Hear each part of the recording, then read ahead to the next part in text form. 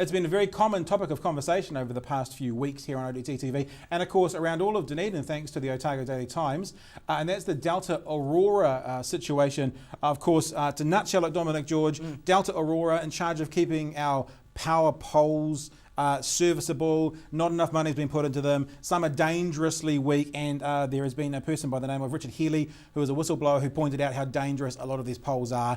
Started a conversation around mismanagement of the system, and has led to a conclusion of a report that's come out this week. Yeah, and it's gone whooshka, hasn't it? Because as you say, this has been a massive talking point, and there's been articles, follow-up articles, points of view from a whole raft of different people here, and the public comment as well has been quite vociferous. So we have a look at a few details here. Aurora and Delta Chairman Dr. Ian Parton and fellow board members, board member Stuart McLaughlin, have stepped down from this. The report also accepted findings which backed many of the concerns raised by whistleblower Richard Healy. Here is what it said specifically, quote, there has been an underinvestment in asset inspections / condition monitoring, planned maintenance and asset replacement over the past 25 to 30 years. So that's pretty unequivocal, really, isn't it? It's quite damning, really. It is exactly as he said, Richard Healy, and they're acknowledging it needs to be sorted out. Yeah, so well, you can say, look, good on this guy, Richard Healy, for actually coming out and blowing the top off this one, because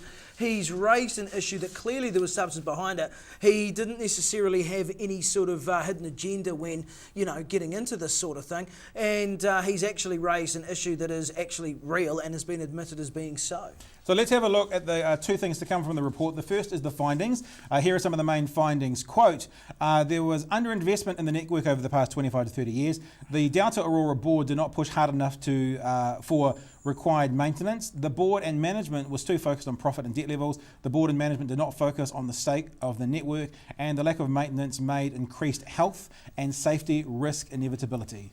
Inevitable, yeah. Inevitable. So it's really, so then you've got to ask yourself, and what on earth are they doing in there? Surely these are the things that you would be going through and having a good hard look at. And if things are starting to get a bit old, a bit tired, and have safety concerns about them, is that not the job of the board, the management, to actually fix these things? There's also an element of this which is public confidence. I mean, I know since I've been starting to learn more about this through doing this and for the good work from the Otago Daily Times, is that I'm looking at power poles differently now. So the one that's just outside our house is ring-barked down the bottom, about an inch off the ground.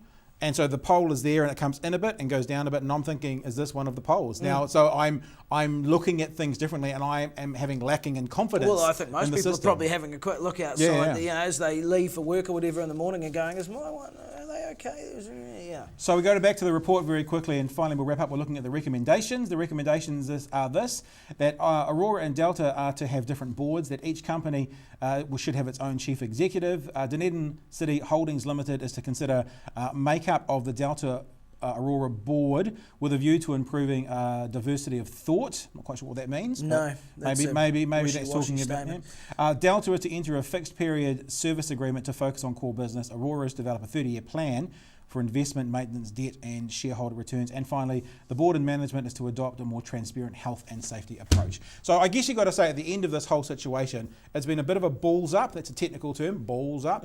But at least it would appear at this stage, you have to say, they've done the review, they've put out the recommendations, and now we just have to wait to see if they follow them through. Action is actually being taken.